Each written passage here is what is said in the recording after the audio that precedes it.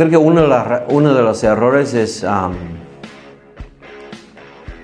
no interpretar la Biblia de manera bíblica, de manera apostólica.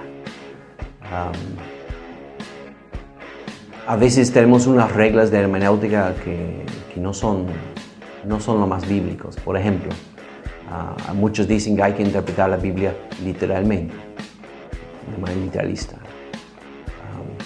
A menos que hay clara razón para no hacerlo de esa manera. No veo eso.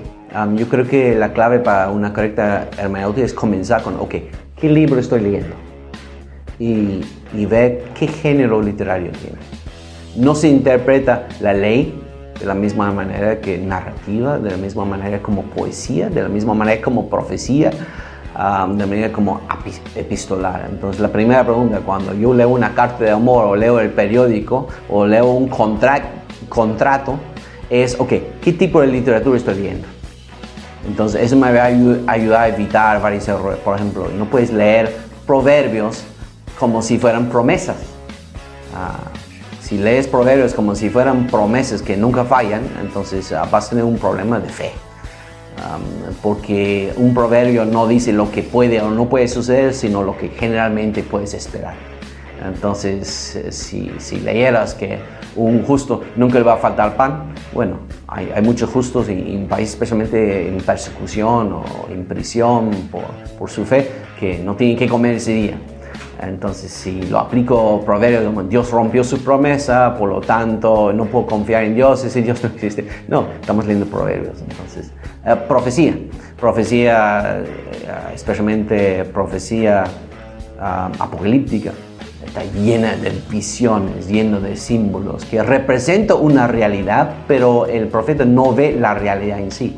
Si yo no puedo leer Apocalipsis y decir que existe un dragón. No existe ningún dragón. Existe una ramera. No, la ramera representa una realidad, el dragón representa una realidad. Si decimos que Juan vio un cordero en el cielo con 7 cuernos y 7 ojos, que existe un cordero en el cielo con 7 ojos y 7... No, ese cordero representa a Cristo. No vio la realidad, no estaba viendo el cielo. Pero Dios le abrió una ventana, una puerta para ver una realidad acerca del cielo, acerca de la realidad, acerca del universo. Entonces, si yo no entiendo qué tipo de literatura, digo, yo voy a interpretarlo literalmente. Por ejemplo, Apocalipsis capítulo 20, 2000 años. Si no entiendo qué tipo de literatura estoy leyendo, lleno de simbolismo, de candeleros, de montes, de estas cosas, entonces voy a llegar a una mal exégesis, voy a llegar a malas aplicaciones, malas enseñanzas. Lo primero es esto, ¿qué tipo de literatura estoy leyendo? Yo creo que es lo más básico que tenemos que entender cuando abrimos la Biblia. Creo que es uno de los errores que se cometen. De esa manera, y el segundo es, muy grande error, es no interpretar la Biblia de manera cristocéntrica. Cristo dice en Lucas capítulo 24 que toda la Biblia habla de Él. Es decir, si le abro Génesis 1 o Oseas capítulo 4, lo que fuese, todo tiene que ver de alguna manera con el Evangelio. Sea de manera negativa, sea de manera positiva, y puedo hacer una conexión con Cristo. Spurgeon dijo que desde toda ciudad puedes llegar a Londres, desde todo texto puedes llegar a las verdades del Evangelio. John Piper dice algo similar, cuando toda la Biblia habla de Dios, toda la Biblia habla de la gloria de Dios, de una gloria particular, es decir, debemos buscar la conexión con Cristo. Si no llegamos a la conexión con Cristo, quien es la gloria especial de Dios, no hemos comprendido bien la Biblia. Entonces, aun si estoy leyendo una ley extraña sobre qué tipo de ropa puedes usar, con qué tipo de tela, debo trazar la conexión hacia el Evangelio, cuál es la enseñanza, trazarlo hasta Cristo. Si no, voy a terminar con un legalismo que no puedo usar poliéster con algodón y cosas así. Yo voy a tergiversar las escrituras. Tiene que haber una interpretación correctamente cristocéntrica y no necesariamente literalista. Yo creo que esos son los dos errores más grandes que se cometieron en la iglesia.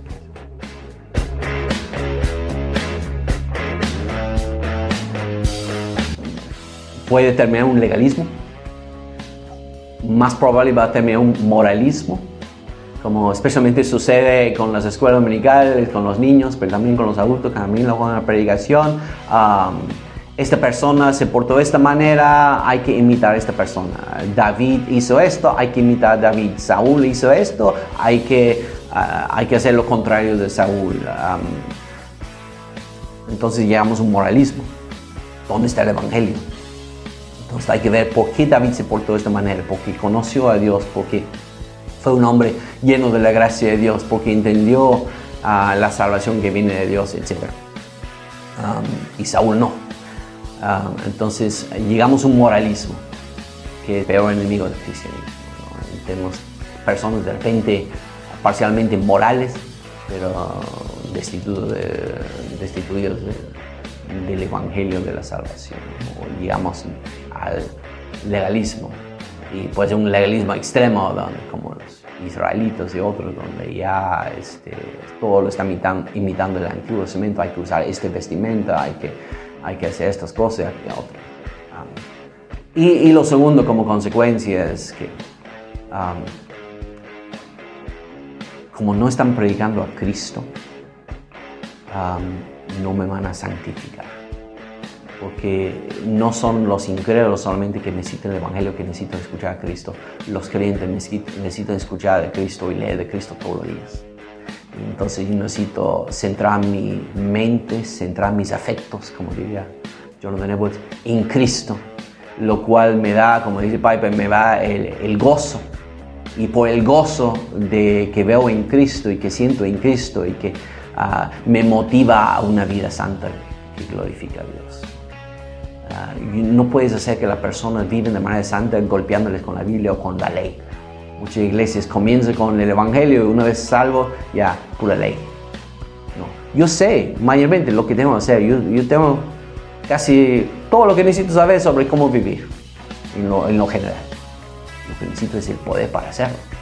Y el poder para vivir como cristiano. Eso es lo que necesito cada domingo. No es que me está enseñando nuevas cosas que no sabía, sino que me tiene que recordar las glorias de Cristo, para que yo, motivado por eso, santificado por ver la faz de Cristo en el Evangelio, yo puedo vivir de lunes a sábado según el Evangelio.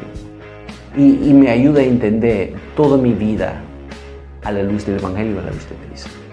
Entonces, si voy a ayudar al vecino, si voy a dar una ofrenda en la iglesia, si voy a trabajar con ahínco en mi trabajo secular, en mi crianza de los hijos, todo lo entiendo a la luz del Evangelio. Es lo que Pablo hacía en todas sus cartas. La primera mitad de la carta siempre era teología, casi siempre.